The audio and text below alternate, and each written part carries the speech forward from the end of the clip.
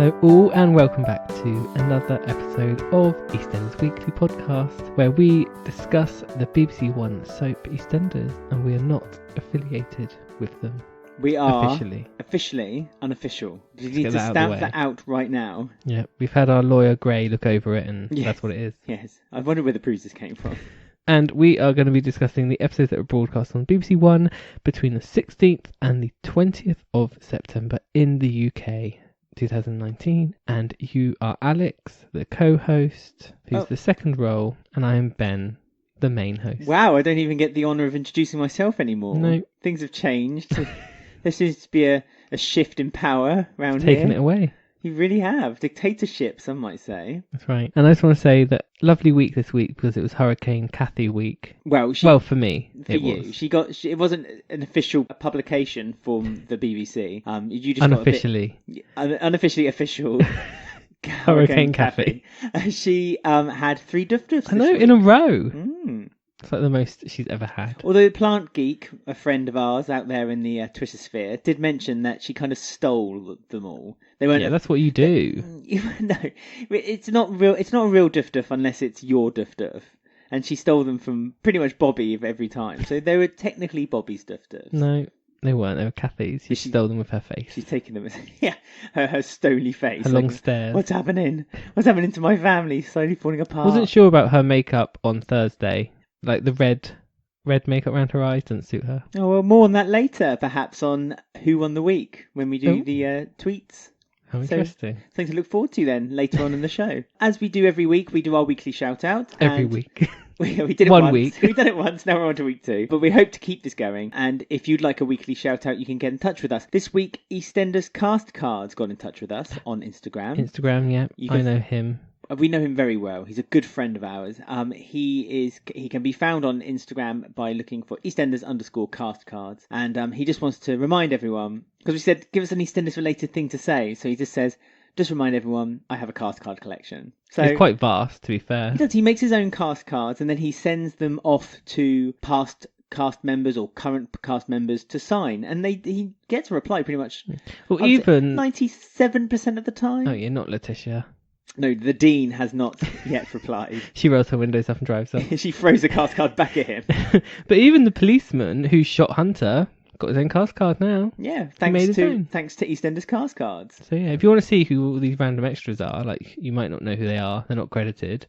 Just go on his Instagram and they're there.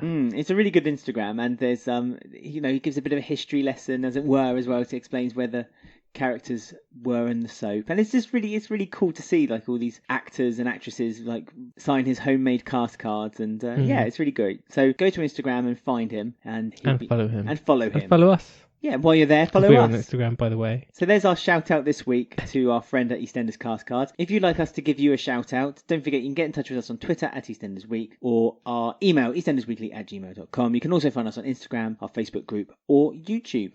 That's correct. And now we are going to get into our breakdown of the week, and we are starting right at the beginning with Linda in Series 2 of Motherland.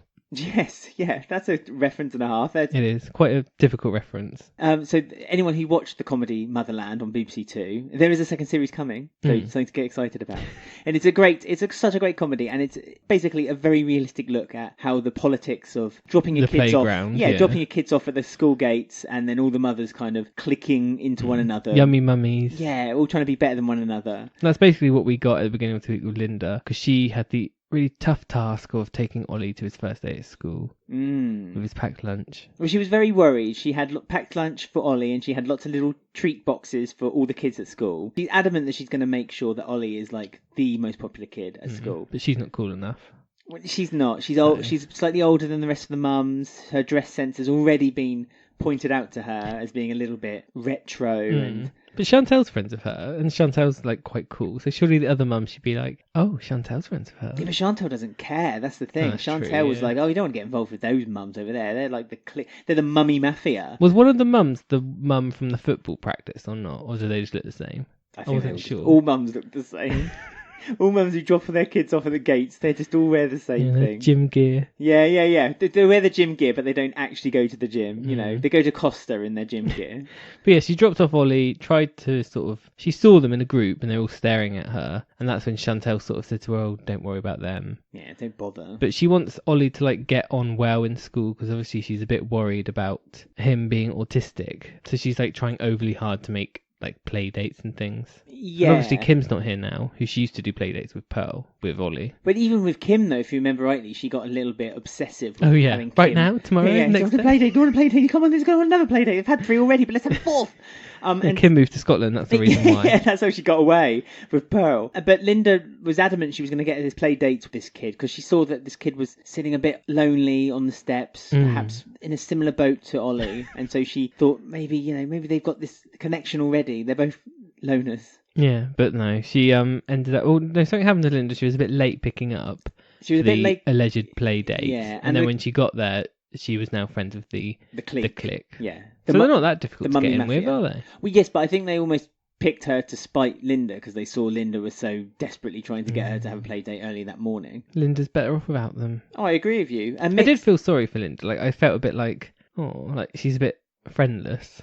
Well, yeah, all her friends have kind of just drifted away. I mean, give Sharon 6 more months and she'll be able to do play dates with Sharon's kid. What, the baby Angie? Yeah, but when they get a bit older, they could be good friends. If she needs it now, not in a few years now. Hunter and Louise, I suppose Hunter and Louise were Hunter's similar dead. ages. Well, Hunter's dead now, but before then, right. They'd had play dates because of Lisa and Mel. So, it'll probably work out in the end. She'll have to go to Chantelle, won't she? Yeah, but Chantelle doesn't seem to care, does she? She doesn't care that she's not part of the group. She's giving the illusion that she's got the happy home life, hasn't she? That's true. When really she could desperately need a few friends at that school gate to help her out. But good friends. Not yummy mummy friends. Not the yummy mummy clique. I mean, there's only those 5. I don't quite know. Are they planning that seems to be all the mums that in the whole school. Yeah, but are they planning to take away like all the mums away from Linda? Every time they see someone talking to Linda, they're going to be like, come join us. There's going to be too many of them. There's going to be a very watered down clique. Yeah, it's a bit of a weird storyline because that was like kind of it. And then that was it for Linda for the week. Well, Linda gave a free G&T to Mel, so... Oh, yeah. That's got nothing to do with her school drama. No, but that wasn't the end of Linda's week. Well, yeah, she did warn Mel. She said, are you sure you want that? No, she said that about the second drink. Yeah, well. Because Mel saw... We all know what's coming up with Linda. Yes. We'll talk about that in a moment. Because Mel saw something that perhaps she shouldn't have seen. More clues into her blackmail attempts from later in the series. Did you want to go on and talk about Tiffany and Keegan and Chantelle's mini storyline in between Linda's then? I think we should, because I think we can only talk about yummy mummies for so long. I know. So when we were going, like, mixing into the Tiff and Keegan, it starts with Chantelle and Gray and his possessiveness, because she's broken her phone. Yes, so Chantelle's he can't call her. Chantelle's come back from school. Yes. Gray is phoning her constantly, asking if she's okay, because obviously... He's a good husband. Also, he's possessive and she's with child. And yeah, it's broken. Her phone's broken, so she asks Keegan for help. Yeah, because he's like, oh, I can fix the screen. Or he knows a friend who can fix it on the cheap. Yeah, he can give it to a friend to have it fixed. But then Gray gets really suspicious and starts not wanting... So there's something on that phone that he doesn't want Keegan or his friend to see. Presumably text messages. I don't know what has to be. It has to be. Or else, what, his like mill ruined and get home now. Yeah, and stuff. Exactly. So his almost threatening text messages to Chantelle, and he obviously doesn't want someone to see them. But then if she has a password lock on it, surely that's not something that's going to be a problem. Some people online have said that he might have like a phone tracker on it, so he knows where she is. Well, that's very Stephen Bill. Or like, oh yeah, it is. Because he offered to buy a new one. Or he said, oh, I've already got a new one, so you don't have to fix it, Keegan. And people are thinking maybe he's going to get a new phone and put a tracker on it so he'll always know exactly where she is. So that's like something he might do. The thing is, really, Chantelle, it's not. I don't think the problem with Gray is knowing where Chantelle goes. Cause she doesn't, yet. Yeah, but she doesn't really go anywhere, does she? Not yet. Well, where would she Whitney's go then? flat in the future. Well, that's hardly a few. That's what, a few meters down the road. It's hardly the other side of Walford. Yeah, but that's ridiculous. I think Chantelle would be quite open and honest. She can't really hide anything from Gray because she's nothing to hide. She has nothing to hide. She did the hairdressing competition. She has friends on the square. What's there to be secretive about? Yeah, but he's always suspicious of her. So. Well, no, he's not suspicious of her though. It's the fact he gets jealous of her relationship with her family. So obviously we've said this many moons ago that there must be a background to Gray, that his family weren't so supportive to him. So he's very jealous of Chantelle's supportiveness from her family. Because when he first was introduced to Chantelle, he didn't really know this extended family about her. Now she's learnt it. He's obviously got a bit jealous of it. So I don't think Chantelle's keeping secrets from Gray, so I don't see there's any necessity to track her. Do you think everyone online's wrong then? I don't think everyone online's wrong. I just think I don't think that's the reason. I think it's... So you think they're wrong? Yeah, okay, if you want to make it so black and white, I think they're wrong. But yeah, I mean, he said, I'll get you a new phone. I'm assuming a new iPhone 11 is on her way then. Oh, I hope so. An iPhone 11 Pro? Yeah. Who'd be mad enough to get one of them? So I imagine that's what she's getting, so she's all right. In rose gold, probably. You can't get it in rose gold. Oh, gold? No, you can get space grey. I'm not going to go through all that. You can get it in that new military green. Oh, no, Chantelle wouldn't have that. Space grey. Yeah. So she can always think of grey. Yeah. And Keegan got a bit upset, thinking like the reason he didn't want him to fix it was because no one trusts him and he's a dropout and he's dumb. But really it's just because he's controlling. But he couldn't let that slip. No. So he gave him some money for a business opportunity idea, and he's going to sell sandwiches, apparently. Well, he wanted to sell sandwiches when he first met Gray, and I think Gray... because that guy with the sneakers. Yes, because he was able to buy that expensive pair of shoes. Gray's relationship with Keegan was starting to strain, and I think he realised that Keegan's his one connection that keeps Chantelle on his side, maybe. Keep him happy. Exactly. So he flutters a bit of money in front of Keegan's face, and Keegan goes down to the local Asda and buys himself a few chunks of cheese. And makes the worst sandwiches ever. Well, literally just one piece of cheese and a piece of bread. And he goes around the square trying to sell them to everyone. It's like, it's lunchtime, fancy a sandwich? And everyone just bought it from him because they felt sorry for him. No, no one bought any. No.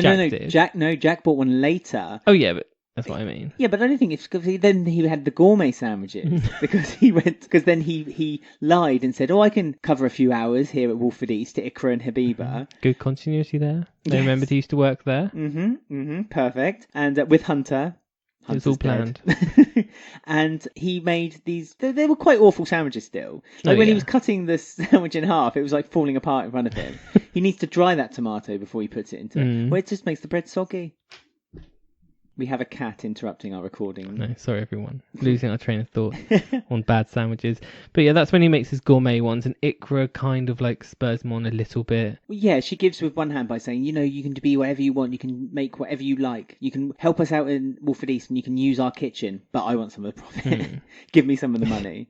And Tiff spurs him on because he nearly gives up, and she tells him to keep going. So he does, and he tries to sell it at the train station. That's when Jack buys one. I thought Jack was going to be like, have you got a license for that? Because Jack did revert to old ways this week. This is new Jack though, so... No, because Jack was he's slowly seeping into old ways metrosexual.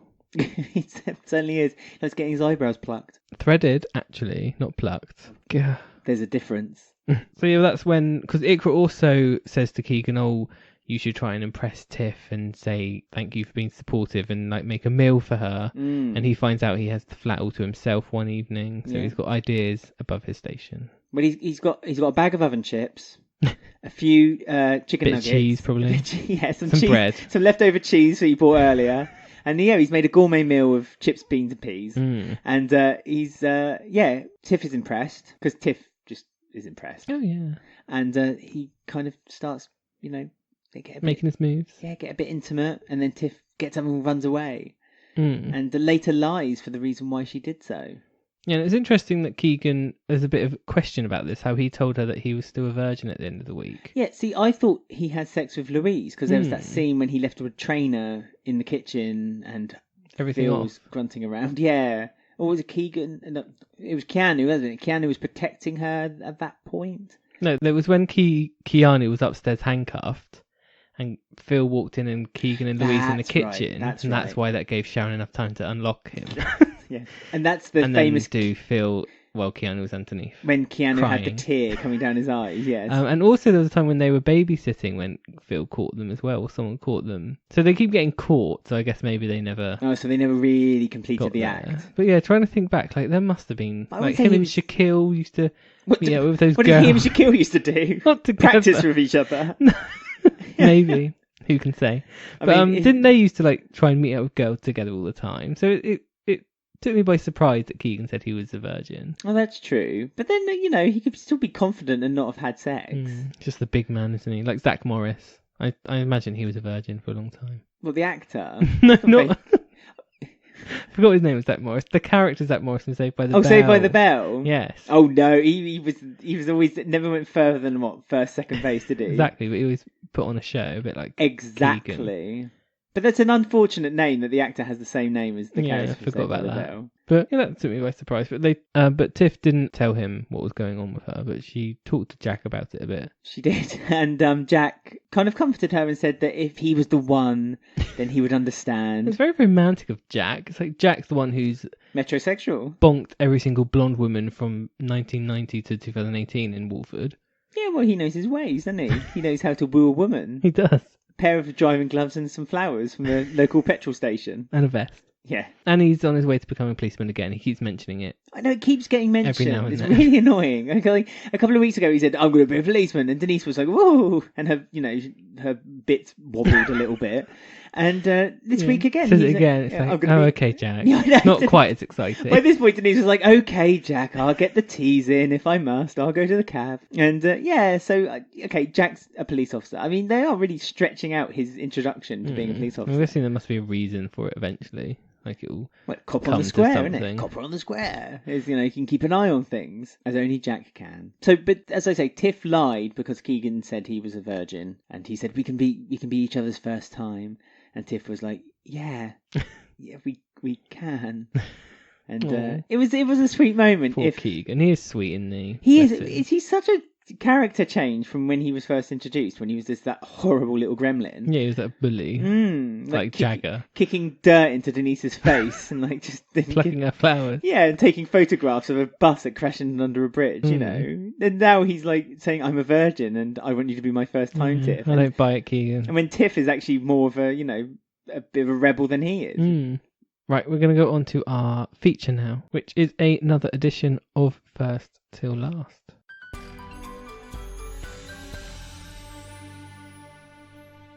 So we are here with a episode of First Till Last, which is the section where we look at a past character's first and last episode. Yes, and we delve into the bits in between as well and see how they've progressed, really. So what they've, almost what they've learned, what they've become from being... how their characters changed, how it's written different. I mean, not all characters... we like the actors, like the characters. Not all characters change particularly a large amount, but sometimes a story can be put into a character's final weeks or months on the show, which does cause a kind of a change in the character, which in this instance is the case. It is, because we're looking at Mo Butcher, which is Frank's mother this week, and she was in the show between 98 and 1990, and the character passed away off screen in 92. She was played by Edna Dorr, or Doré. And there's a little accent above the E. She's posh. And they haven't actually aired her final episodes on Drama Channel yet for EastEnders Classic. So if you don't wish to hear this, fast forward now and then maybe come back to it after the episodes have aired. Spoilers. They're not due to... Spoilers for 1990. Exactly. If you can think back that far enough, these are spoilers, essentially, for anyone who's catching up on the classic episodes on Drama. So let's get into Mo Butcher then, because when she first arrived... I think maybe you feel the same as me, but I wasn't like the biggest Mo Butcher fan when she first came into the show.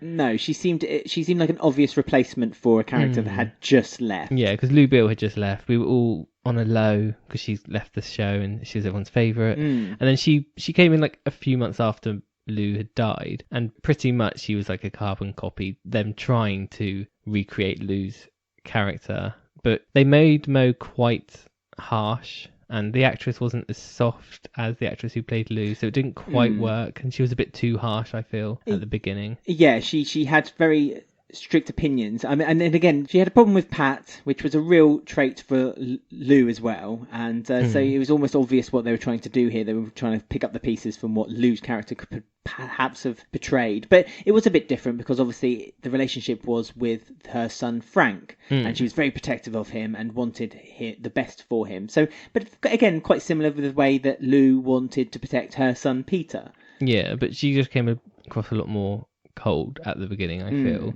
But they did kind of soften her because that was around the time when they started introducing like more elder characters. Like Ethel was a bit more back at full time, and Dot was there, and eventually they introduced Marge. So they did soften her a bit, and she turned out more to be more of an independent elder lady. Like she would go out and do her jobs or do this or offer to work with the community. Well, she was a brown owl until she was found out that she lied about her age, so she could no longer look after this bunch of mad kids that kept just getting into trouble all the time. It was the worst brownie group in the history. They got in trouble for that storyline as well, BBC. Oh really? What they did, because it portrayed that brownies were like misbehaved and weren't looked after properly, and they had to do an apology. Oh really? I never knew that. That's a bit silly.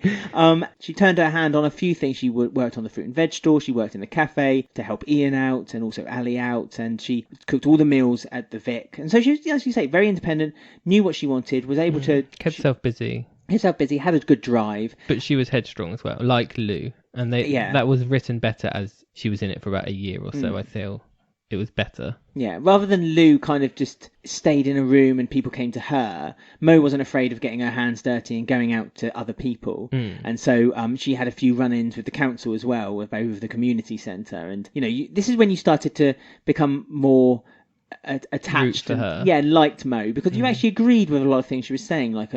a lot of things were just being forgotten and traditions were being kind of pushed to one side just for the sake of saving a bit of money. And, and Mo kind of fought for what she believed in, had 100% conviction in it, and just went ahead and did it. And so you kind of, although you always thought, she's a bit like Lou still, but you still liked her and you started to grow to love her. She came into her own eventually. Like, she was caring as well. Like, she took in Trevor and wanted to help him, and she was caring for her grandkids, so she did become a bit more rounded. I mean, she loved Ricky and Diane, and they could do no wrong, but Janine was that was an apple in her eye, and she would always stick up for Janine, even though Janine had a lot of troublesome years at school and she was getting into a lot of trouble, and she would stand up to her for her family. But this one time she actually took the side of Pat and actually agreed with this therapy that Janine should be taking, and that's like a very alien to see Mo act like that, because really she always supported her son. And although she liked Pat, and I think that was a respect thing though, she did like Pat and she respected her, and so she saw Pat as one of the family. So at the beginning she didn't, and then she became she one didn't of the quite family. Trust her, did she? Like, no. Maybe she won't stick around, or she's just some tart. But I mean, Pat had that history. Well, yeah.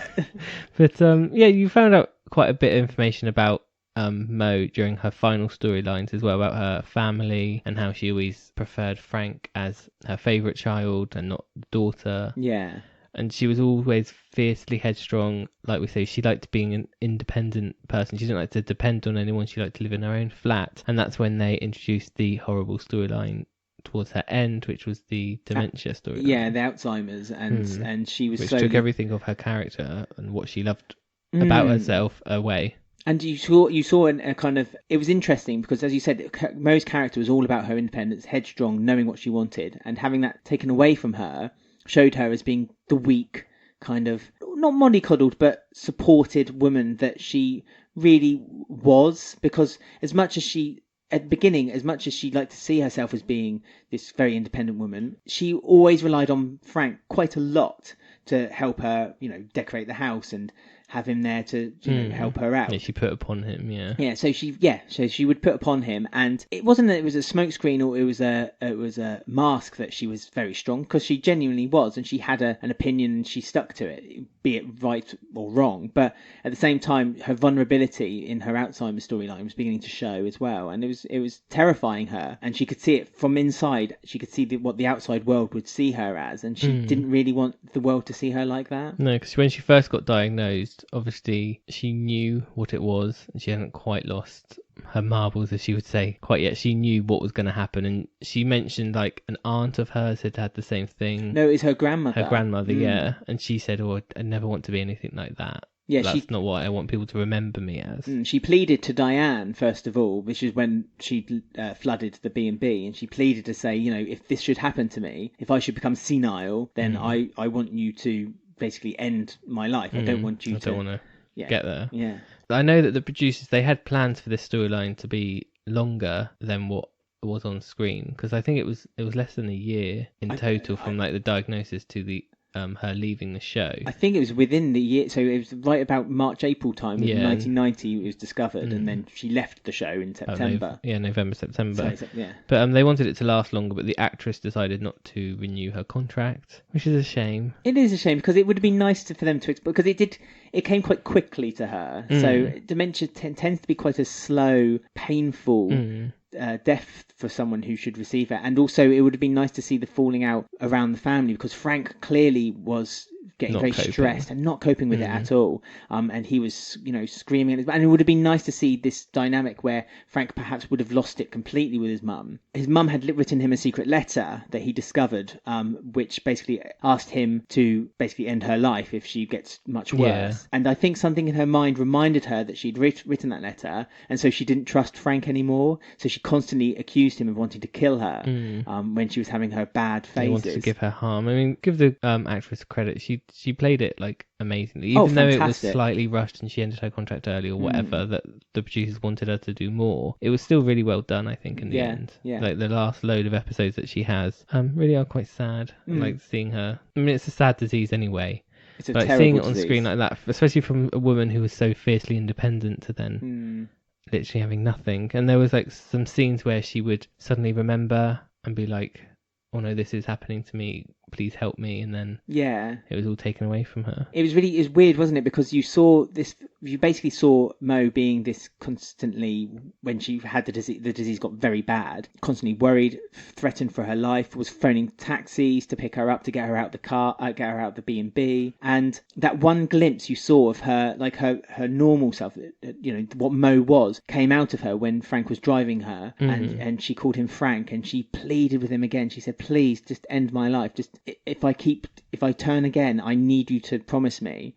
And just Frank... He does think about it. Him and Diane. Him and Diane do talk about it, but he also talked to his sister Joan about it. And this is what triggers Joan to think that perhaps Mo is in a bit of danger, or if Frank does seriously consider it, and her moral beliefs doesn't believe in euthanasia. And you also have that mini storyline with Joan where she mentions briefly how she's never had kids, and her and her husband are sort of dittering around a big house on their own, and they kind of allude that looking after Mo might give them something to do in weird thing about a married couple who are a bit bored. They've got love, they've got care, and they want to share that care perhaps with someone, and they see this as an opportunity. As you say, this is an opportunity for them to, so not selfish, because they're taking up the reins from Frank, and clearly Mo needed to be taken away from the B&B. Less calm environment than Walford. Not by the sea, though. Mo was very disappointed it wasn't by the sea. But yeah, she left and went to live with her daughter, and then 2 years later was when Frank got a phone call just to say from Joan that she'd passed away on New Year's Eve. Very sad. So that was the end. And then she was mentioned again, I believe, in 2008 when Frank died, and in his will he'd left Janine her diary, Mo's diary, to Janine. Oh, right. So, was it ever read on screen or discussed? I'm not sure. Oh, okay, no, fair but enough. I just know that it was mentioned, and so it's nice that she was.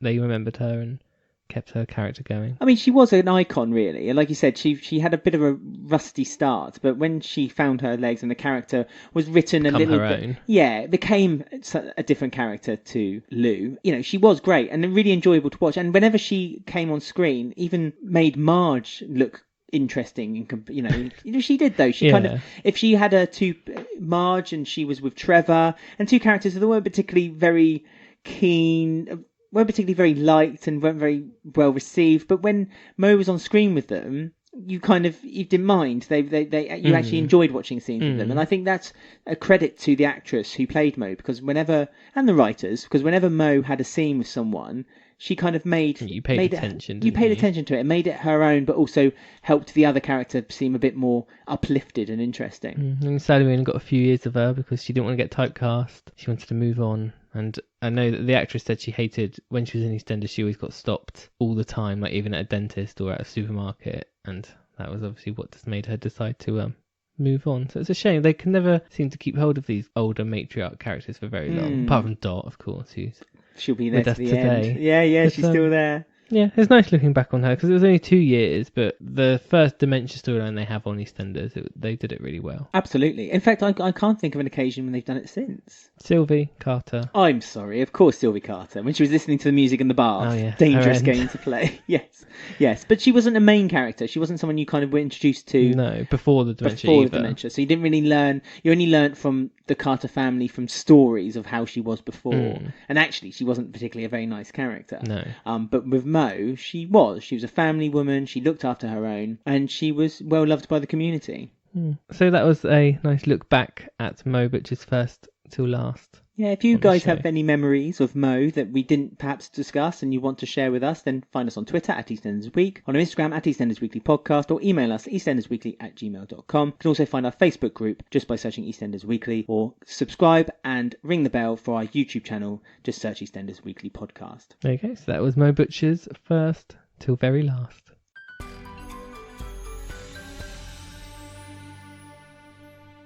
This is it. Bobby's big one, Kathy's 3 duffs, Callum and Ben love boats, ghosts, drug trips, all sorts going on in this storyline. Really colourful drugs. Train. I'm sure that guy just gave him a bag of M&M's. Bobby, sugar. Bobby just had a bit too much sugar. Yeah, he hasn't had that much sugar since leaving prison, and just sent him loopy. Yeah, so this was like Bobby's like biggest week yet, and then like quite the journey we went on this week with Bobby. Highs and lows. It explained a bit more as well about how Bobby's train, no pun intended, of thought was, going, and why he's getting more stressed and strained. And there was, as you said, there was a lot of figures in grey suits and short yellow bobbed hair, kind of blonde bobbed hair, kind of appearing. You know, like the extras were different like every time. It was really weird. Like, why don't they choose the same extra to be Lucy? I mean, one of them looked like an old woman. It's been on like Twitter and everything. Well, she's grown in heaven. Maybe it was Pauline. There was an article in the newspaper, and I didn't read the article, I must admit, but it said these are the reasons why Lucy was wrong, and how they got like the differences, the differences that there were. Oh right, I thought you meant like wrong was like she did something wrong. Oh no, the actual Lucy looking wrong. Looking wrong, yeah.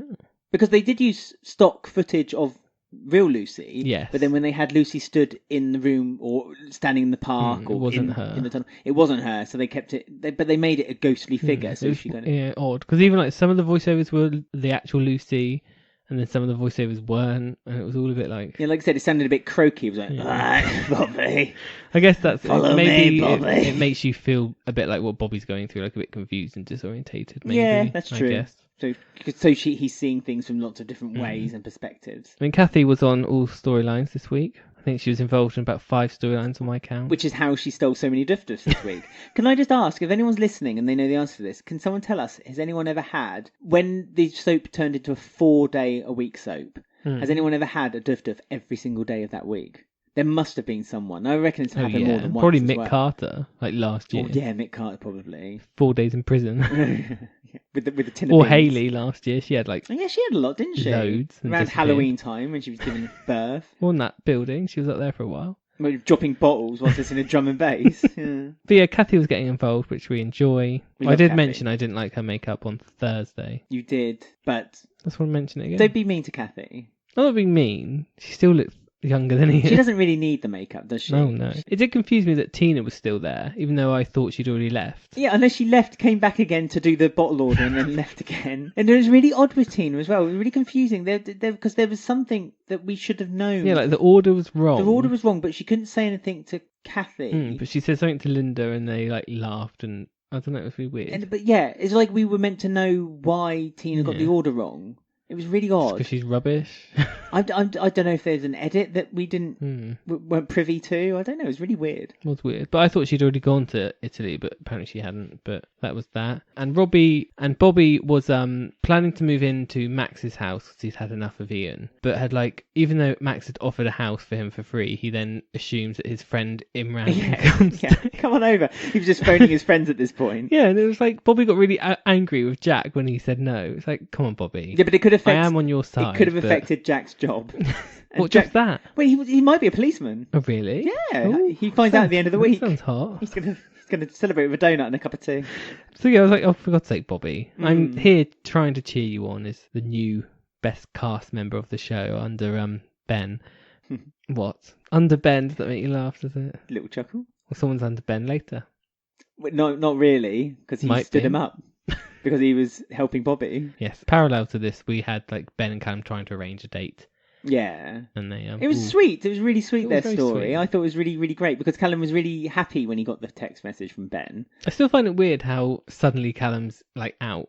Like he was talking to Jay about it. And... Yeah, but he's out, but he's still very nervous about it. And he I know, didn't. it's You just are weird. right. He spoke to Jay, and Jay then passed on the information to Ben because Ben was worried that he was going to be stood up by Callum. But obviously Callum was comforting Bobby while Bobby was chasing trains under tubes. He was. That's when he decided to take pills after Rainie had like tried to have like a nice, like for Rainie it was like a nice talk. He did call her a crack whore, Oh yeah. to be fair. But that was after she was Which is being quite nice. accurate. But at the same time, it's not something you should say to someone's face. No. Maybe keep it to maybe friends. Maybe Imran. Imran. Yeah. Yeah. You know that. Although he can't speak to his friend Imran because Kathy reported his friend because she thought that Imran was making Bobby feel uncomfortable. So That was a low point for Kathy this week. I did like though that Kathy was before the policeman came in. Like she was given that time by the policeman to say, "I'm really sorry, Bobby." Like she just walked in and went, "I'm sorry, Bobby," and they was like, "Come on, let's go." It's like, okay. Surely the police were going to like ambush this man who could be a inverted commas terrorist threat. That's what she thought. But Yeah. they arrived quite quick for them for Walford, didn't they? It's Kathy. For Kathy. Oh, Kathy's yeah. got a direct number. Samaritan. Yeah. She phoned him and said, "Hey, remember you let me off for that crime of pretending I was dead?" Well, guess what? Guess what? I'm paying. I've got more crime to give. Hi, it's Kathy from Samaritan. You all know me. So yeah, that was a low point for Kathy. She got rid of his friend, and that's why he went on this like drug-filled epidemic where there was someone who was kind of like Jagger but with like red hair. Who gave him these pills. Where is Jagger? Dead. Do you He reckon died he's in that dead? room, I think. Yeah, I think so. forever alone in that room. In that weird room that Tiff went to once, and Jagger was there. Well, he I was think selling the died. drugs there, didn't he? Yeah, he's dead there. And he was all beaten up. He like turned around and he had bruises all on his face. Yeah, there's a new drug team in town. Because obviously Evie's not there either. So yeah, he's taken over and he had this like bag of pills. Yeah, I mean, drug pushing. You think that after Jack's like kind of cleaning up the streets and the parks and this and the other, after he got acquitted for a crime, because everyone gets acquitted for crime in EastEnders apparently, you think they would keep on going to the same patch to sell their brightly coloured M&Ms, and yet he did. He was there, and he was quite accessible as well. And he was like, "Go on, boy." And they all talk the same as well, the drug dealers. So it's, "Go on, boy." Jagger. Yeah. Yeah. What did you think of the drug trip? A bit weird, wasn't it? Rainie was there looking like a witch with like a box. I liked that Box though. of Cindy. I liked that in Bobby's consciousness that Rainie is very much in his mind, and it's interesting that she's kind of interwoven into his like psyche so much that when he's off his head on drugs, that Rainie's the first thought of someone who's mocking him and like making fun of him. It's really And his second thought was stroking the bush thing. yeah, And the flowers and yeah, all sorts. How lovely bright colours. But his main thought though was to find Lucy and chase her down this tunnel. Why did he go to the train station? What's that got to do with Lucy? She's never at a train station, was she? No, and also Walford Central. Is Walford Central what is... I'm just a bit confused. You know they have the tube station in Walford.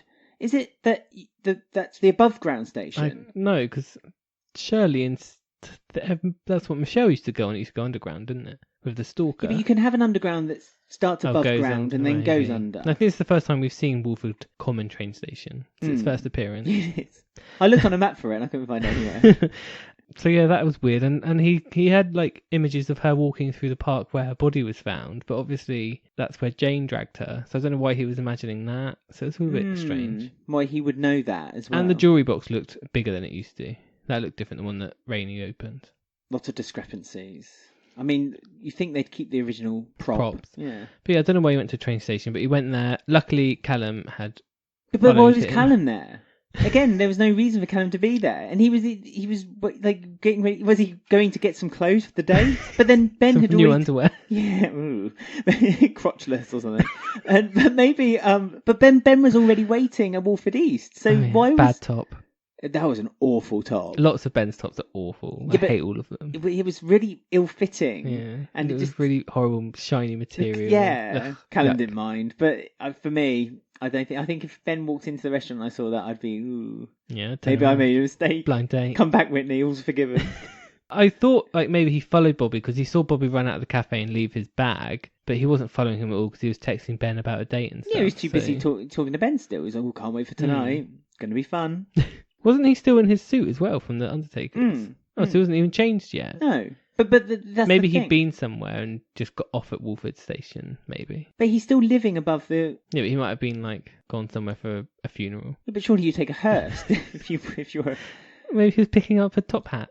A new woolly hat. Maybe he's having his woolly hat cleaned and he had to go pick him up. Maybe Halfway's hat is just a new funeral hat.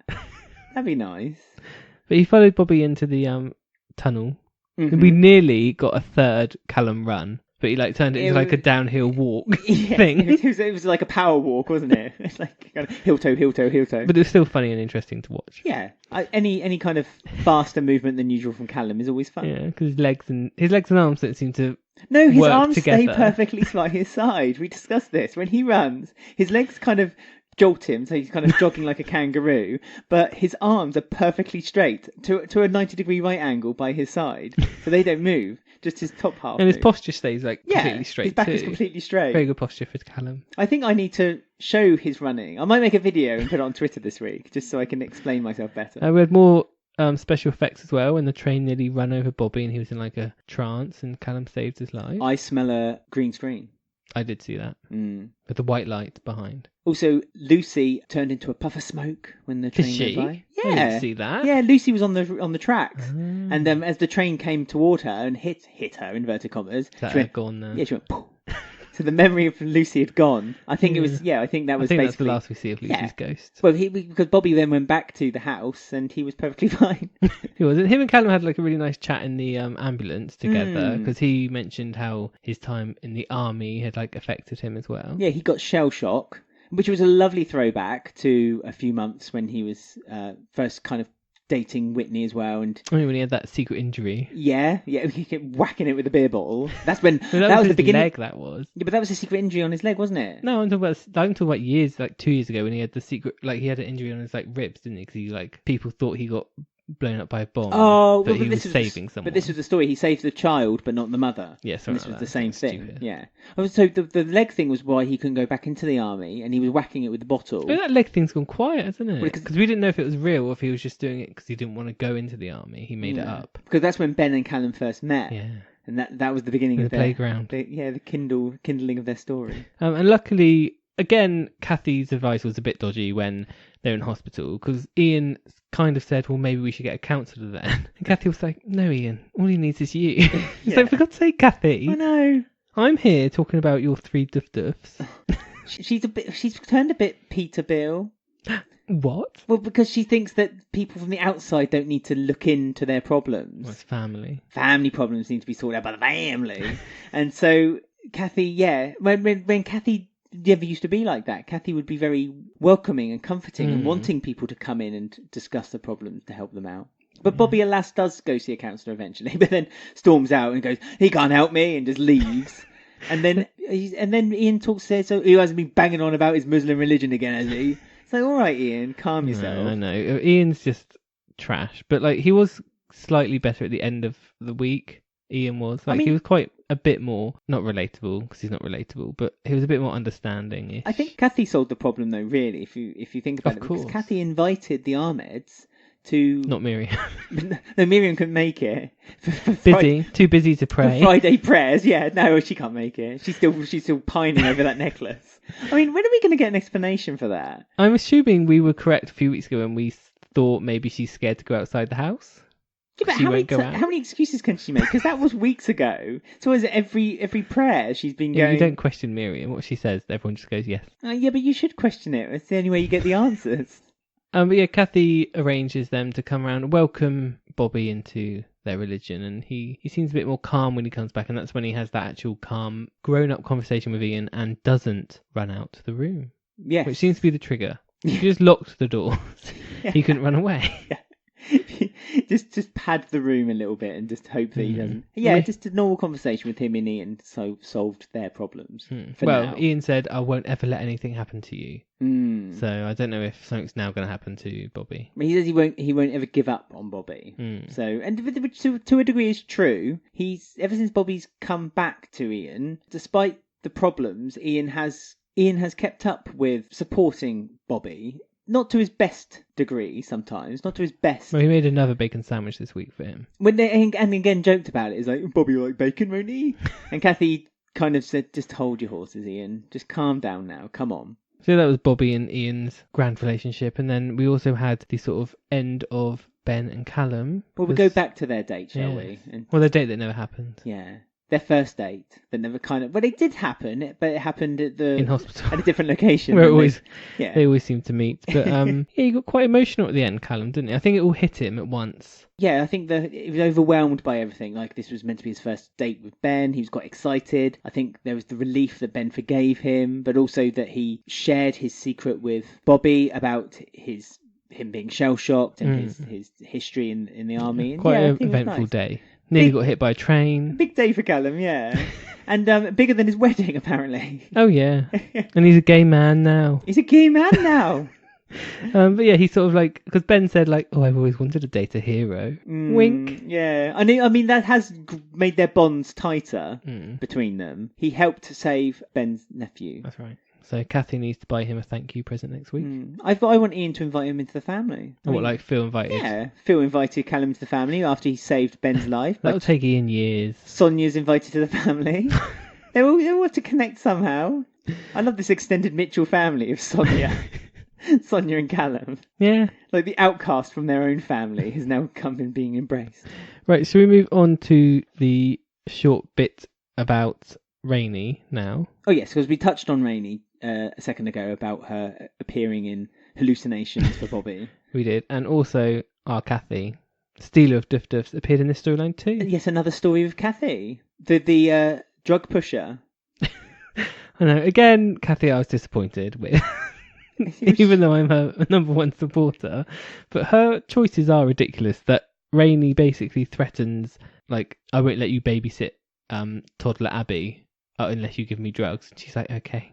Yeah, she stole drugs from her own son. Admittedly. Oh, the ones that Phil put in the bin. Admittedly, and it was after Kathy had tucked Ben in, which is a scene that was a crime that they didn't keep in on the episode. Like, I'd love to have seen that. Your cocoa's by the bed. Your cocoa's by the bed, Ben. And I'll read your favourite story. Just tuck you in. That's right. Do you think she read him this story about the line that he said to Callum the week before? Oh, maybe. This is your favourite. I mean, Lexi and Lola weren't very about to look after their dad. Well, of course. Not complaining. But, Lola yet again showing that she just doesn't care. She wasn't there even for the Mitchell Vic off either. No, doesn't care. She's not even a Mitchell. All she cares about. Where's she staying now? Is she still with the Bills? Because Ben now lives with the Mitchells. She must be. Well, she must still be living at the Bill house. How odd. It's probably, I tell you who, it's probably those hallucinations. It's Lola. It's probably Lola. Just asleep on the sofa. Yeah, drunk, passed out. Look after. And all the things she thinks he's saying is, you killed me, Bobby. He's actually saying, look after Lexi for me, I'm tired. Same hair. Mm-hmm. Could be right. We've got Rainie. She's got like messy hair now. She looks like Donna Ludlow, who is Kathy's daughter from years and years and years ago. Who had the OD. Yeah, so I feel like some people thinking this is like her exit story, like permanent exit storyline, like she's gonna go the same way as Donna. I think it's a shame if it was. I mean, if Rainie is Donna, then that makes Stuart Rod, technically. Or Dot. Yeah, or Dot. When he taking care of her. He is being a bit more Dot-like, wasn't he, when he was living with Dot? Because I'm presuming he's still living with Dot. No, he's living with Callum now. That's right. Spoiler for next week, sorry. So many bed swaps, isn't there, in the square? It's almost like new executive producers have come in and trying to rearrange the families, isn't it? I don't know if we're seeing the end of Rainie, because obviously she's back on pills. Stuart and Kathy have this weird deal that they come arrange in the Albert, where he agrees to let Kathy see baby Abby, and she agrees to not give her more pills. Not give her pills. So makes sense, Kathy. I don't know why Rainie's walking around thinking she owns toddler Abby, because she hasn't got full custody all of a sudden. Max seems to have just given up. Actually, funnily enough, yeah, she's got absolutely no. She's not even a blood relative. No, are they still married? I guess they are still married, but they're not, because they're all dating different people. So it is weird. It's strange that the custody has gone on to Rainie, but then she literally has nothing to do with Abby. She has nothing to do with. Well, she's Abby's original Abby, Branning's niece, but she's got nothing to do with Stephen. No. I mean, it's all going to end up in tears, isn't it? Because Rainie's life is baby Abby, but now... Toddler Abby. Sorry, Although they're still using a baby, which is weird, because she's like 2.5. No, she wouldn't be 2.5. Or Two? Would she? She's 2? When did he die? 2017? Abby died... Oh, Abby died. She died New Year's 2018. And she hadn't had the baby then, had she? She gave birth... No, she gave birth before she died. Yeah, but she was in hospital. She was unconscious, and they had to... Yeah, she gave birth early. Prematurely make the baby come out. Yes, because they called her Abby on Abby's funeral. That's right. So she is quite old, like a year and a bit then. Abby died quite a long time ago, it seems like. But anyway, Rainie, I think this is going to be Rainie's demise, that she's going to lose everything, isn't she? And probably, as you say, turn to drugs more heavily. Because I think Stuart will eventually give up on her. I mean, it's taken a twist... Because I was adamant the Stuart and Rainie storyline was going to be this interesting kind of dynamic where they kind of manipulate people on the square. But I think they've kept quite strong with, no, we're not going to make Stuart this bad character anymore. We're going to make sure that he has a redemption of some sort somehow. I guess maybe his redemption will be saving Rainie or attempting to, but failing. Maybe. I don't know. Maybe baby Abby. In other news, prepare for this. Ted was back with a vengeance, appeared in more than one scene, appeared in more than one episode. Yeah, and he wasn't just a back down character, it's like paying for a donut. It was his storyline. He's got a story. And he's in it next week as well. And they had to shoehorn Bernie into the story as well, somehow, even though she didn't really have much to do with it. She was just hanging around. She's a bit like hanging around Bernie. She hasn't got a storyline, has she? Nope, I'm nothing. worried for Bernie. No storyline is not good. I mean, they could do so much with her, especially now her sexuality and so opened up. Iqra's taken over, isn't she, with the lesbians? Yeah, but then that's what I mean. Tina and Iqra, they could be like three. Sonia. Sonia, 4 of them, all out on the pool one night. Kathy should host like lesbian tea parties in the cafe. Sounds like an American political party, the lesbian tea party. That's what Kathy should do, to get people in the cafe again. I'd vote for the lesbian tea party, that's for sure. Who would you vote for leader, though? Tina, Sonia, Bernie, or Iqra? Oh, Iqra, 100%. She's business-minded. Not Tina... Sonia? No! Sonia would do, like, the medical, so she'd work out, like, the health of the country. Oh, right. And Tina can just float about. Do promotion. She's like the Boris Johnson of the group. Yeah. Well, Bernie can do the strategic, because she's done chess. Exactly. So she can do the political campaign. Anyway, I'm not talking about this because we're meant to be talking about Ted. It's Ted's time to shine. We've already gone off topic of him. I can hear the flute playing for the lesbian tea party. Sorry. Poor Ted. He was feeling a bit low this week, thinking about Joyce. He met Sheree. I'm assuming like they'd met before. I'm not really sure, but he kind of thought she was coming on to him. Yeah, they were dancing and he kissed him. Giggled, didn't he? He was like, oh! He like, really giggled. Yeah, she said, I know people thought Joyce was boring, but she was really fun, really, and she would have loved this. Was she? Was she fun? Because the only side of Joyce... Well, this is, again, Joyce to a T, isn't it? Joyce's character to a T. All we saw on screen was this kind of dull, mumbling... woman washing up. Yeah.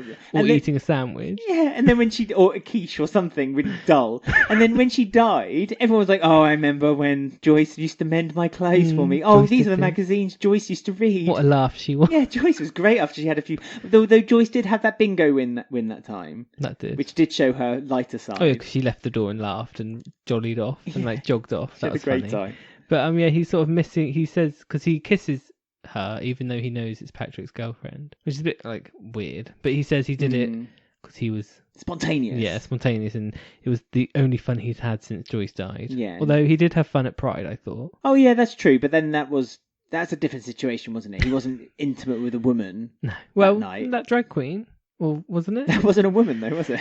Yeah, well, Ted doesn't know, does he? Ted didn't know what's going on. He was loving it because he was talking to the drag queen about Joyce, wasn't he? Oh, yeah, that's right. Yeah, but so there we go. So it kind of continues. Joyce loved drag queen. Do you reckon she was a drag king? Maybe. Yeah, maybe. That's what she used to do when she used to go off to bingo. She used to go do the bingo calling in her drag gear. Get the stage glue, stick on the beard. Joyce became Jack. But Sheree, I love Sheree. Like, she's so good. Like, she's one of my favourite new castings because she's just really fun and she's nice written in such a well way that she presents herself as being a little bit bitchy and horrible, but she's not. But she's not. It's just her kind of personality. Yeah. She's a bit fun loving. The way she plays it is really good. But she decides to arrange a blind date for Ted for someone called Wanda, who's recently widowed, like Joyce. No, like Ted. Yeah, Joyce hasn't widowed. No. And so he's up for a little blind date. Still a Black reference. Always goes down well. That was it with Ted, really. Blind date. Yeah. That's fun. He kisses his best friend's wife, and then she sorts him out on a blind date. Because she pities him, because Sheree is a nice woman. And I won't have Denise or anyone else tell me otherwise. Denise, negative. It's because she's lost her BFF, Patrick, isn't it? She's lost her sister, and she's getting a bit bored of Jack now. Lost her one and only hairdresser as well, so it's all going downhill for Denise, but all uphill for Ted. Good. Right, so next up we're going to play a short game, and then we've got the very exciting Beck storyline to talk about. Oh, I'm on tenterhooks.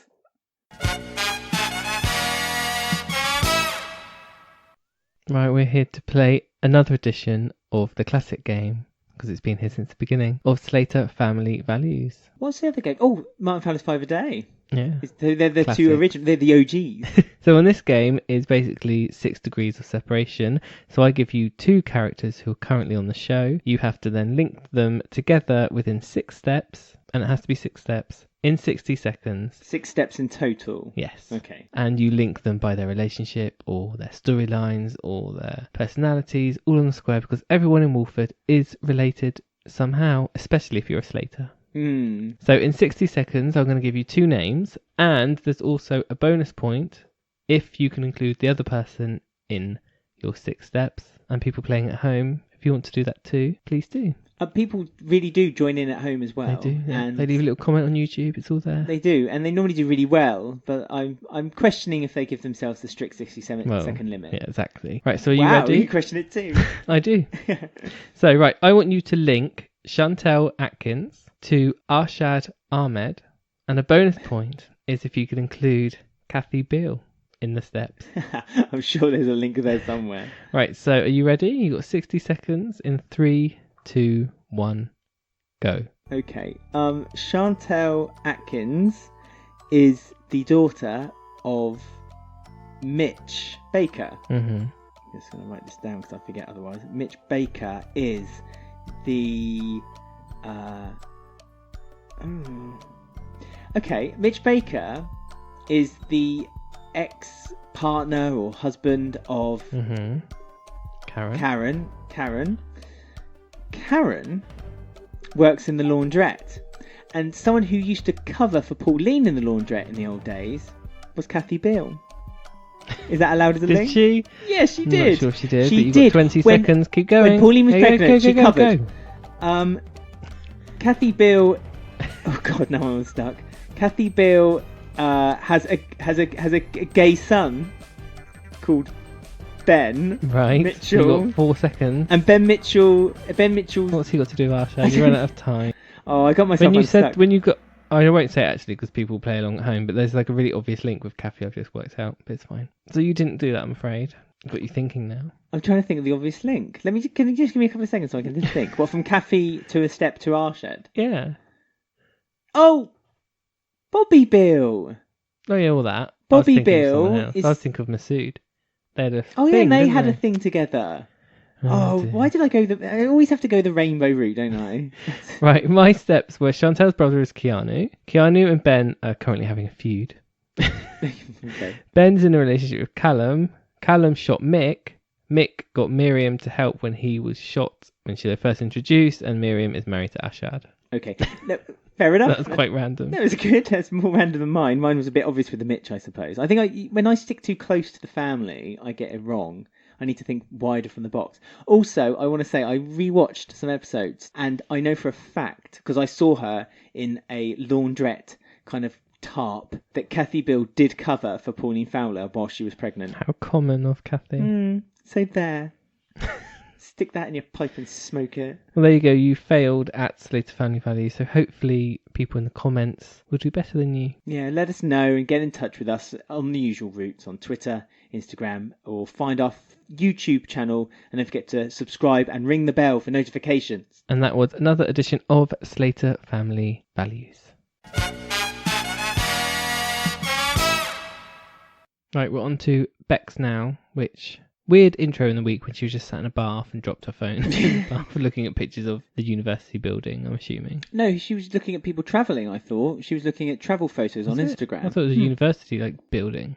No, I don't remember that. Well, whatever. It was at the beginning of the week and didn't really care. In fact, I think it was the very first scene. It was. I was very confused. I was thinking, who is this? They always use that stock sound effect as well of a dripping tap whenever they film a scene in the bathroom or like the Vic toilets. There's always that bloop bloop sound. Yeah, and Louise thinks apparently that she deserves a Pride of Walford award. When we all know really it should be Sonia. But Sonia does eventually get some recognition because she gets herself in the newspaper. Like she should. Like Bex didn't really do anything. Louise did more than Bex.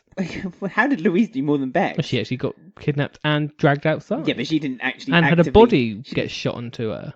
Well, yeah, again though, she didn't really do anything, did she? Nor did Bex. Everything just happened around her. No, because Bex was like, please take me. Yeah, please. Give me an excuse to not go to uni. Yeah, please just kill me. I've had enough. But yeah, Sonia got the recognition, which Bex, to be fair, kindly stepped aside and allowed Sonia to have. Mm-hmm. So Sonia she doesn't like attention, does she? No, well, she doesn't like attention. She feels empty. She feels drained inside, and she feels like she just has nothing to live for anymore. Like she's just nothing really matters, which is a bit sad, really. It is an important storyline, and it's quite emotional. But like, I just can't find myself to care, which is really weird. I don't know why. Well, because she's got. In a funny way, she has but then I suppose this is what makes it a good storyline. She has so much going for her. She's bright, she's intelligent, she's well liked, she's got a good family support. She's not popular. Her only friend is Louise, and Louise for a very long time used to horrible to her. Bully her very badly. True. So it's nice that they're kind of doing a story where because normally depression storylines, they're isolated and they're on their own. Like you could imagine Ted having a depression storyline before. Yes, I could. Before he found himself a girlfriend. Well, Bex, you can't from the outside in. If you didn't know Bex, then you wouldn't really understand why. Which is the whole point, I guess. Yeah, why she's so sad. Why she said she feels empty and she feels as though she was talking to Robbie, was it? Yeah, and she feels overwhelmed and she feels numb. I mean, Robbie just didn't care. Robbie was like, oh, where do I get my salted peanuts? I don't think he was drunk. It's just Robbie thinking about it. I was really angry, actually, because there was an opportunity for Robbie to kind of open up about maybe his relationship. Well, his relationship with Donna when she disappeared. And he felt empty. And he felt numb. And so when Beck said to him, like, oh, have you ever felt that way, Uncle Robbie? And he's like, no, what's numb?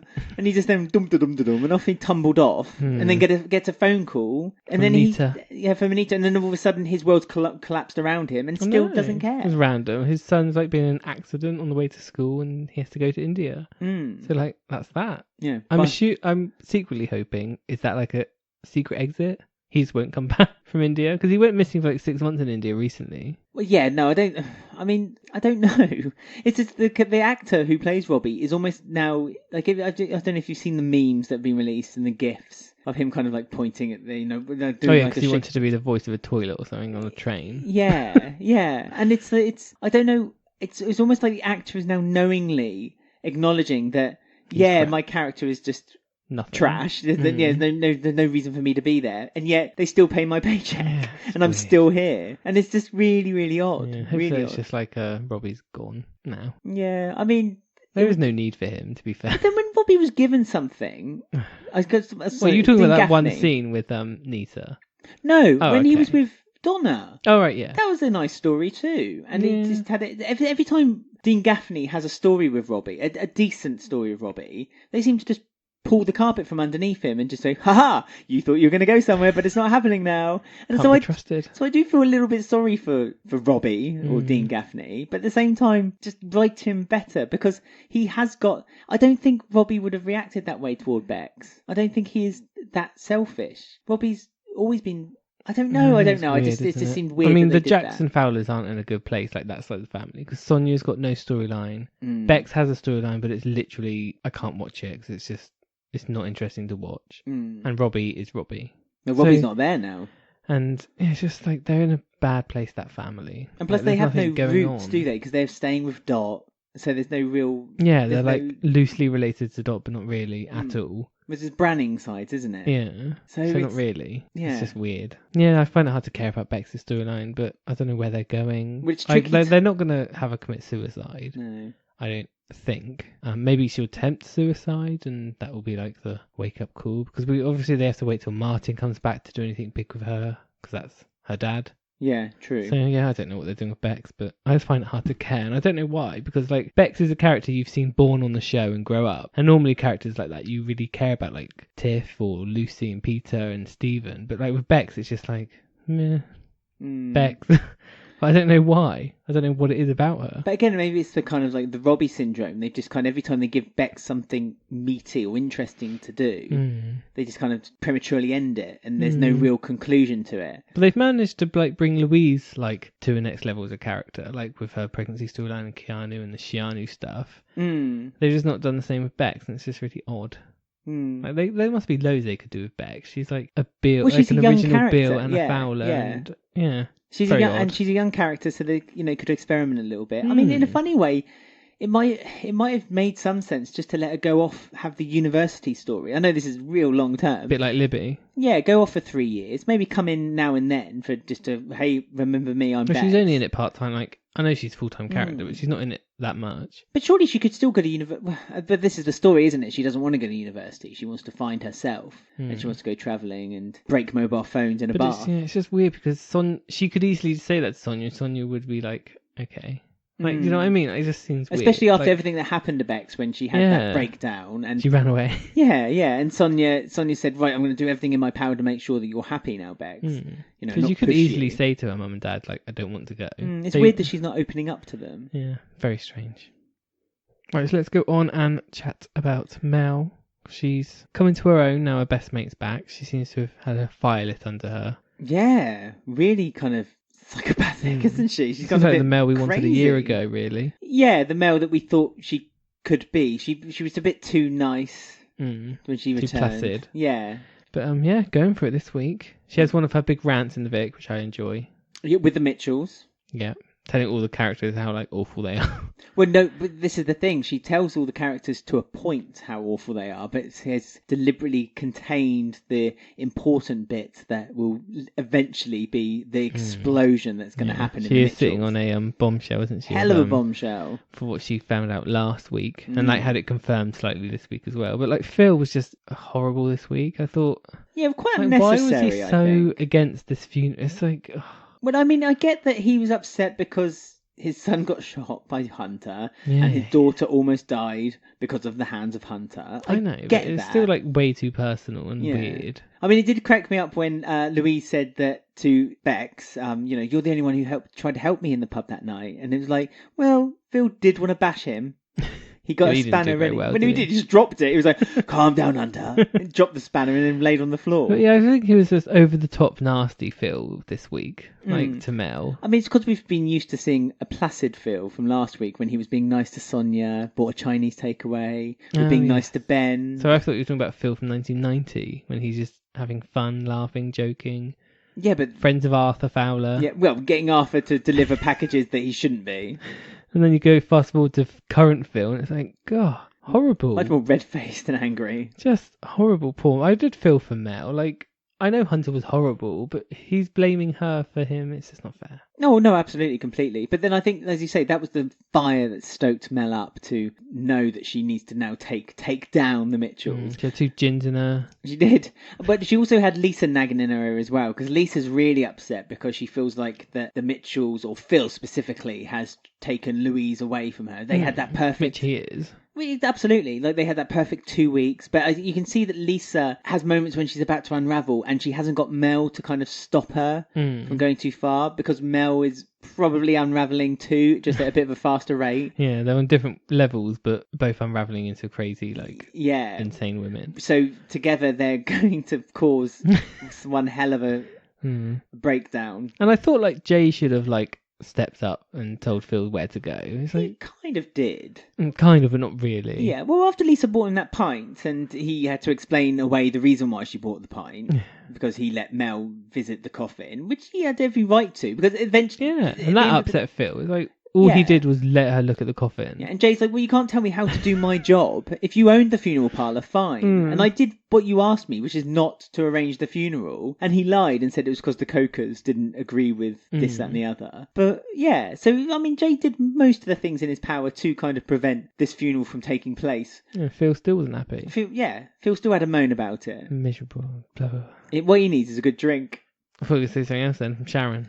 She's not giving that. I mean, it was weird seeing Sharon in the Vic without a glass of wine in her hand as well. And she was dancing with Phil as well in the beginning of the week, wasn't she? Oh yeah, they were kissing and cuddling and giggling. And Keanu like kind of made fun of her. It's like, shut up, Keanu. Well, I think Keanu, but also at the end of the week, Keanu kind of watched on Phil and Sharon talking at the bar and seemed, when he was rubbing her stomach, you can see the baby bump. You're so mean. The baby bump on Sharon, you can see Keanu's eyes were seething and he was like, "Oh, I don't like that man touching it's potentially my child." No. And Mel saw Keanu touch her baby bump too because it was moving. But that's when Keanu was touching the baby bump. And Mel saw. Yeah. And also, I'm sure it was, but I saw when Sharon smiled and blinked, it was put in slow motion. Unless it was just me watching it in slow motion in my head. But it looked like they made Letitia Dean in slow motion as she blinked slowly. I think it's a shame. It's a big shame that they don't have all Letitia Dean's shots in a Vaseline lens. Like at the end of Murder, She Wrote, whenever Angela Lansbury is like laughing at the end. They should pause every EastEnders with just a Sharon laugh, like ha ha ha ha, and then just pause there laughing with the dufter. I mean, but that kind of confirmed to Mel her suspicions of baby Mitchell in Sharon, not Louise. Yeah, and Sharon didn't help any matters when she then later visited Mel and called... to say sorry. But then later moved on to calling Hunter a heartless psychopath. Yeah, and she was a worthless and rubbish mother and always will be. God. I mean, Mel gave it back though. She told her she was living in a wasp's nest and all sorts of stuff. Yeah, and she's going to regret it. You are going to regret it. And the way she said it, there was fear in Sharon's face. Yeah, I know something. Yeah, and straight away Sharon was like, "Oh, I didn't mean it." Like, get out. I mean, I love those scenes together, Sharon and Mel. They're so funny. They're really good. And like the scenes with the Mitchells and Mel have always been good. Ever since Easter, when Creamgate happened. I mean, ever since then, there's just been that great fiery chemistry between Phil, Sharon, and Mel. Yeah, real love-hate. And I think Sharon's still hasn't gotten over kind of Mel and Phil's relationship and the cream stains. That she just cannot get out of that black dress. I mean, is Mel gonna like send her that video of Phil kissing her in that red dress? Like, no, God, she's last minute. She's got much worse things. Just to add on to the top of it. I suppose she's got much bigger fish to fry, though. Lisa kept saying to her, "Mel, why aren't you mad? Get mad. Let's take down Phil." And she was like, "No. I've got it all up here. I've got it all set." So I'm assuming when Mel leaves, she's gonna maybe drop the bombshell and pass it on to Lisa to then reveal. Like she's gonna tell Lisa the baby's not Phil's and leave it for her to. So do you think Mel's gonna leave without having told the secret? I don't know. I think Mel's the right one to tell it, though. But how long can she keep it down? And also, is there going to be... I mean, it's, again, money, wasn't it? Because Phil was getting really upset because he noticed that money was missing from the account. But then Mel couldn't pay for the funeral. I suppose the funeral's come and gone. She wasn't able to get all those... Off-screen, yeah. But no one else went either. So presumably the only people at the funeral that day was Lisa and It's weird that photo on Instagram of Linda, Sharon, Lisa and Mel at a funeral then. Well, there is another funeral coming, though, isn't there? Yeah, but that was filmed days. Oh, that's weird. Yeah. I mean, that was I say it's a spoiler. It's not really a spoiler because it's been leaked. Well, it's not even been leaked to the press. They're allowed to talk about it. But there is another funeral. So perhaps that's the funeral that they're all visiting to. But Mel wouldn't know that person. That's true, but Mel might want to turn up just to kind of twist the knife a bit more. Yeah, I mean, she can use it as an excuse just to kind of twist the knife into Sharon and Phil a bit more. I mean, she's going to obviously trickle information bit by bit now, isn't she? She's going to kind of let on that she knows. There's going to be like a little nod here, a little wink there. Because she said something to Sharon about her wanting to come in here and take the club off her. So maybe she's going to take the club off Sharon, and Sharon's going to be left with nothing other than at Phil. The end of it. Well, even after that, I mean. Well, yeah, because Phil will probably leave, won't he? He won't want anything to do with Sharon once it's... Well, he won't, though. No, because poor Sharon. Well, the only thing that's really... Let's be honest, I think the only thing that's keeping Phil with Sharon now is that child. Baby Phil. I mean, Phil, ultimately, I think will always end up with Shirley. At some point, they are going to end up together. Oh, yeah, there's the Shirley mix as well, isn't there? Because she's off doing jobs for him. And Phil's got her doing jobs, which is, again, another jealousy. Sharon's just jealous of everyone, left, right and centre, over this man who seems to have this prowess over these women. And he's got this history. There's so many women who are on the square right now who Phil has slept with, and I mean, you can't blame Sharon for being this paranoid blonde bombshell that just has this one secret, which is the Keanu thing, and then everything she has around her with Phil. It's just insane. Looking messy for Christmas, that's for sure. Yeah. Some more cream will be spilt, hope. Over the Christmas pudding. or maybe a Christmas pudding, a lit Christmas pudding will be thrown. That'd be good for a bit of pyro. But it was nice as well this week. We saw quite a few scenes with Mel and Lisa and their like friendship and supporting each other, which is quite nice because we've had Mel so isolated for like a year and a half. Just to see her have Lisa, like to be slightly level-headed with her, it was just nice to see when she was visiting Hunter at the coffin and stuff. No, I agree, and I appreciate those scenes. I think the scenes also with Mel at the coffin when she was talking one last time to her son. I thought that was a really nice scene as well, really touching. She had Rabbit, who's a rabbit, and that was just, it was sweet. It was really sweet to see. It's such a shame that Mel's big story is basically her end, because they introduced her obviously to kind of shake things up, to introduce her to a few things, and they to get rid of Ben, didn't she? Yeah, and it didn't really get anywhere with her. It was slow. I mean, it was a great story with Ray and Hunter, all the wives and all the wives. So they just pitted out. Yeah. It's weird, very strange, really. It was, but no, she's going out on a high, so it's good. Yeah, bitch is back, so that's what we want. Excellent, very fun. So that's all the stories this week, isn't it?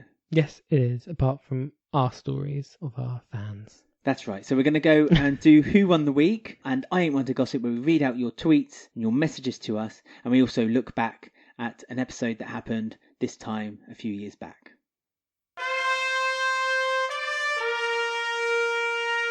You know me, I ain't one to gossip. As we always begin this section, we're going to go to Ben and his time hole that we all like to delve into. Oh, yes. I think you've given it a good clean this week. It's a very busy time hole, but you've cleaned it this week, haven't you? So it's a bit more accessible. Yeah, give it a quick hoover. Good. Get the cobwebs out.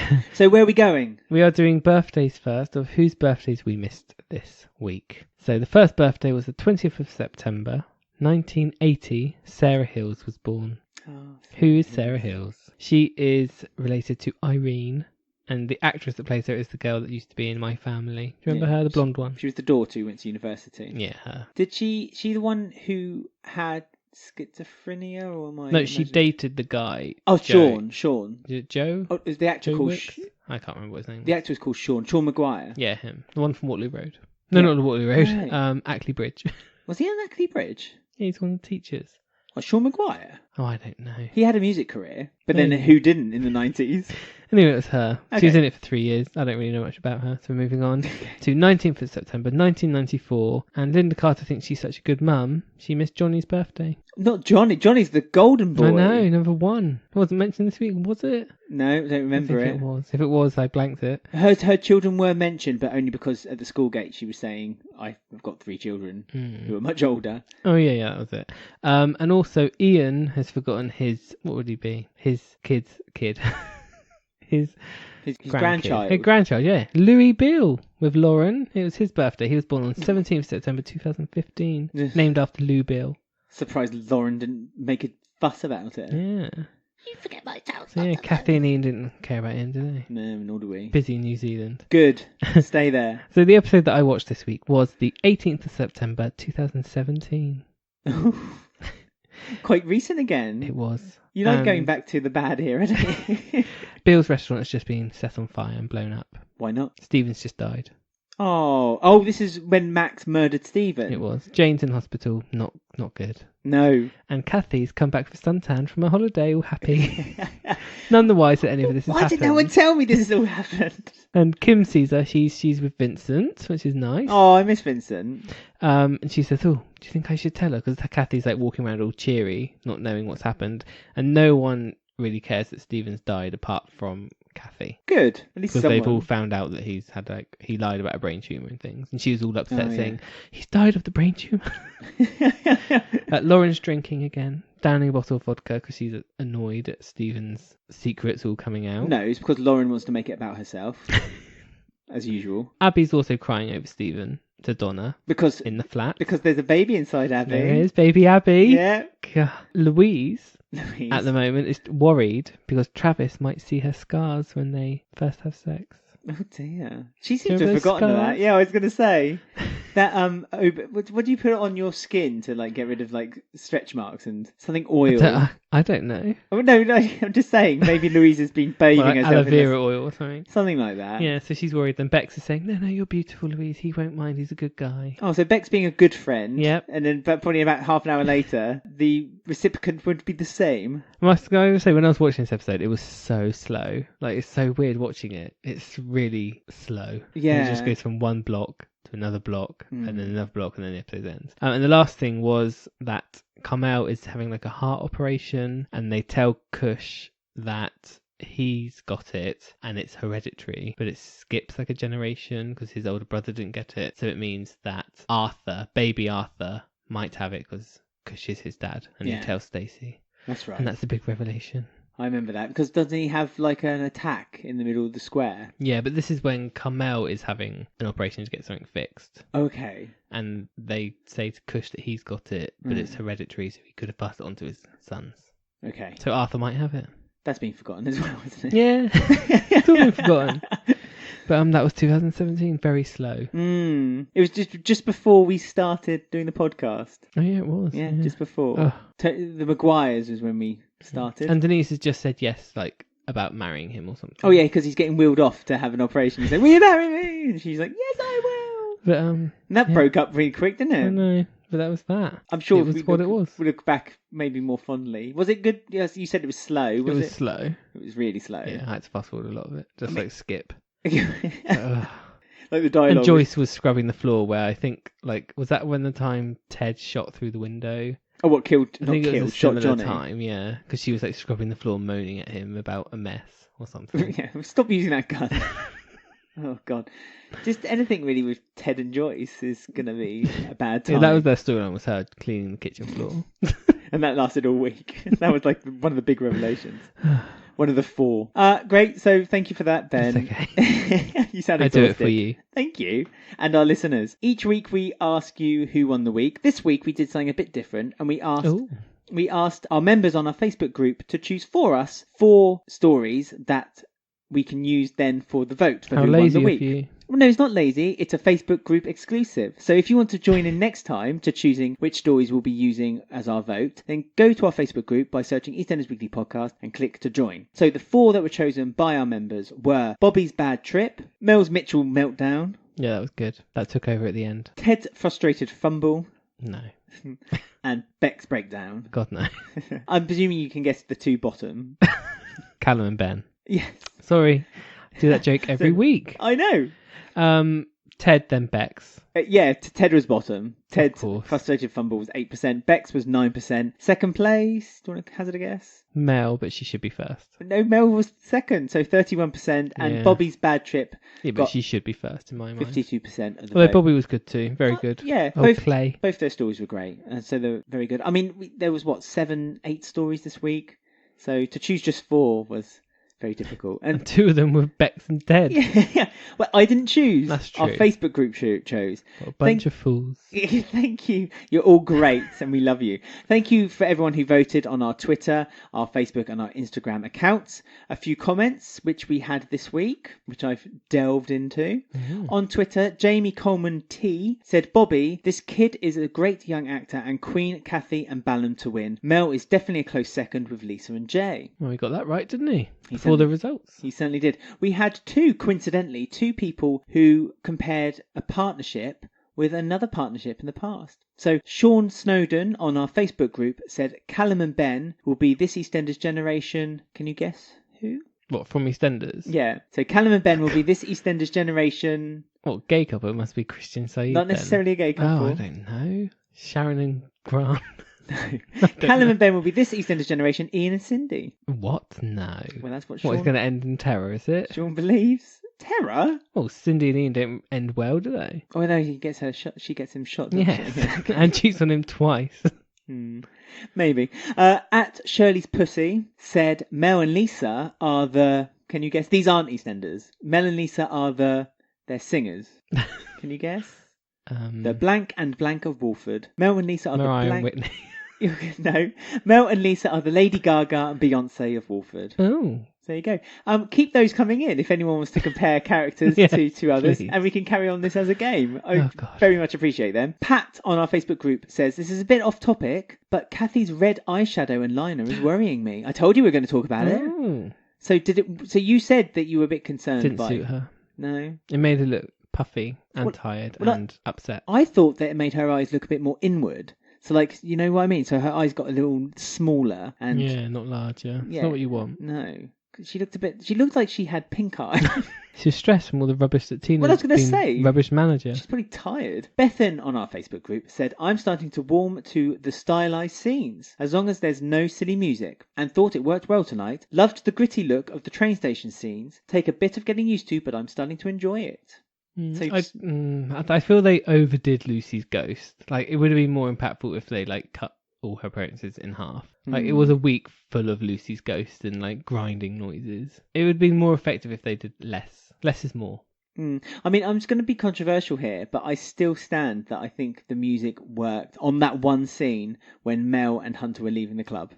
That director's back soon. I think it's next week. He's doing a week's worth. Okay, good. Well, we'll see again, won't we? Hopefully he'll, unless they've edited it since. Yeah, maybe. Calm it down. But I still stand. I thought that one scene, it worked nicely. It added... For me, it added a bit of extra. Added a 9 p.m. drama feel to it. Yeah, something you see on Premium. And Gregory, who's recently joined our Facebook group, has said, Kathy is in an unenviable situation. I think she's doing her best. She is. She's in lots of situations. But her best isn't good enough. Well, but I still love her. But as you say, she's splitting herself between like 3-4 different things. She's splitting herself between Bobby, Rainie, sorting out Tina, and Phil. Yeah. You know, she's paying Tina to look after the club, and Tina's just going off on holiday and ordering half the stock. She should have kept Kim, shouldn't she? Yeah, well, she should have kept Kim. Kim did a good job. All she did was overspend, but what, one night? It was fine. Not a problem. We love getting your messages. Please keep sending them to us. Find us on Twitter at EastEnders Week. You can find us on Instagram at EastEnders Weekly Podcast. You can join our Facebook group. Just search EastEnders Weekly Podcast and click to join. You can find our YouTube channel where we have exclusive spoiler casts every week and news. Just search EastEnders Weekly Podcast on YouTube. Click to subscribe and ring the bell to get notifications. And subscribe. That's what you have to do this week. Subscribe to YouTube. If you do one thing this week, go to our YouTube channel and subscribe. We'll love you forever for it, we promise. But you can also comment on our videos, which may get read out on the show. And you can email us directly with any ideas or anything you want us to talk about by going to eastendersweekly@gmail.com. You can find our podcast on Apple Podcasts or your favourite podcast app. And don't forget to review us and say nice things.